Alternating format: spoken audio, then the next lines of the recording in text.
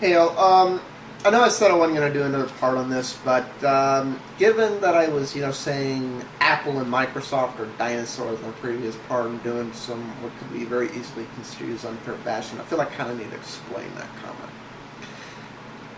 It's not really their fault.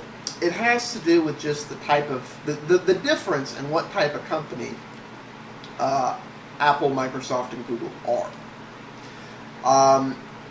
First and foremost, even to this day, even in spite of all the changes that have happened and everything else, Apple is and still is a hardware company.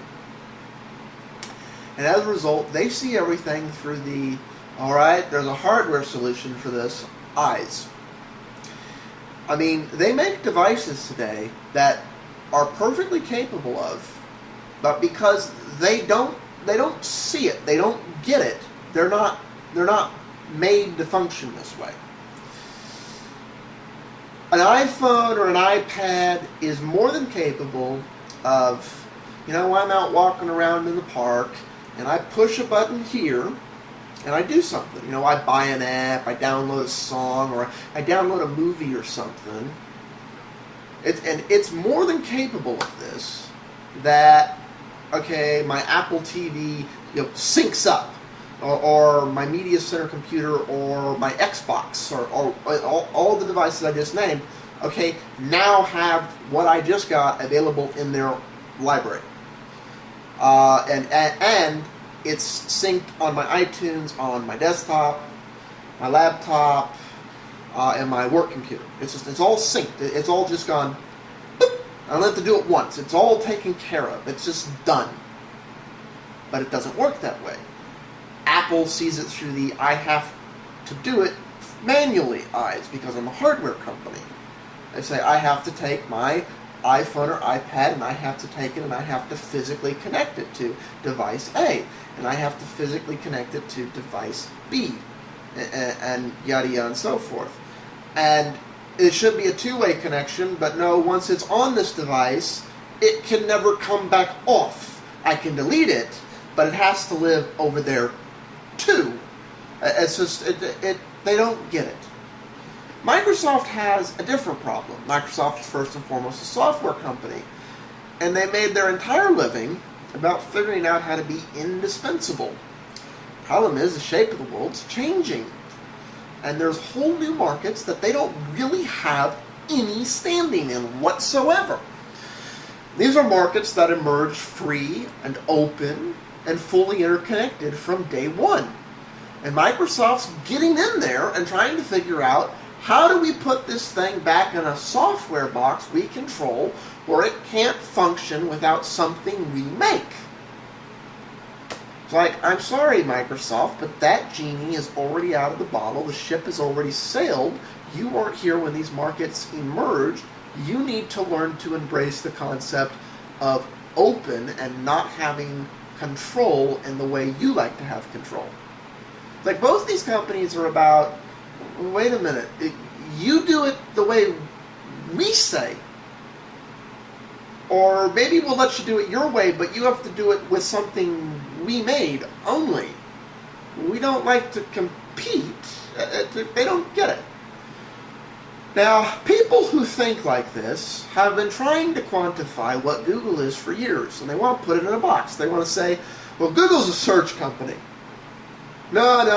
Google's an ad company. They just want to put ads everywhere. They want to sell the ads. Google don't want to sell the ads. They want to do the metrics and the analytics for everything. Yeah, maybe Google's going to become a hardware company because they're making hardware now. Yeah, it's just, okay. Google is all of these things and none of these things. I know that's a crazy concept, but that is what Google is. Google is an eye company. This is ironic because you would think Apple is the eye company. They call everything the eye something. I keep waiting for the eye whiz-wang. It's like, whatever. And the I stands for one of two things. Internet or interconnectivity. That's it. That's the big dark secret. It's all about I. And I is interconnectivity. Now, there are privacy concerns associated with Google, and I'm not saying those concerns are nothing, but some of that can be belittled a little bit. And it's like anytime Google does the slightest little thing that you want to like hop on. And I'm not a Google fan. I am a privacy advocate, but there's privacy and then there's privacy, and that's the thing. That's the thing. You know, it's like privacy advocates is like I'm a hippy dippy green person. Are you eating meat? Then you're not green. Are you driving a car? Then you're not green. Oh, you're driving a diesel, the most efficient engine on the planet. You're definitely not green. It's like you can take it to extremes. And privacy advocates do the exact same thing. I'm for practical privacy. There are trade-offs, and I'm for fair trade-offs. There is a big advantage to interconnectivity. 10 years ago, if you wanted to do what I'm about to suppose, a hypothetical scenario, everyone looked at you like you're nuts. Today, people look at you like, yeah, that's actually a good idea. Let's paint a hypothetical scenario. I'm an entrepreneur. I need help to finish developing the product line I'm creating.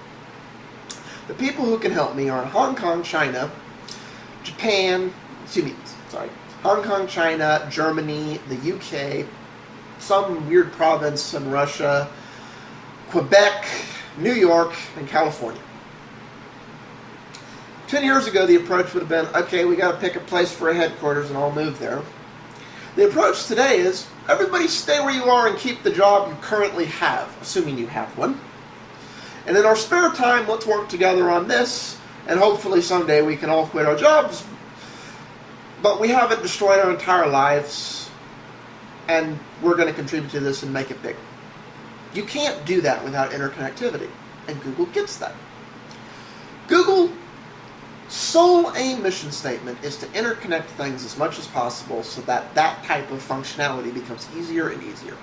They just want to enable it. They don't even want to control it or hurt it or do anything with it. They just want to go, okay, here's the conduit by which you can do it. Use it. That's it. That's their big aspiration. And that is such a... What do you mean you don't want to control it? What do you mean you don't want to hurt us to it? That's a thing traditional business models have a hard time wrapping their head around. Because it's like, what do you mean? We have to control it. If we don't control it, they won't come to us. Google gets that we don't have to control it. We don't have to hurt it. We just have to enable it. Enabling is all we have to do. And that was demonstrated well at the I/O conference. You know, Google demonstrated clicking on an ad. And clicking on an ad is nothing revolutionary, nothing at all. What was unique about that is that Google had absolutely nothing to do with any stage of that whatsoever. The only thing Google did for that was provide an analytic matrix. The ad was not designed by Google, not made by a company that Google in any way, shape, or form has anything to do with. The company hosting the ad was an app that Google didn't make. The product being advertised had absolutely nothing to do with Google. The internet and infrastructure over which the whole damn thing took place was not Google's.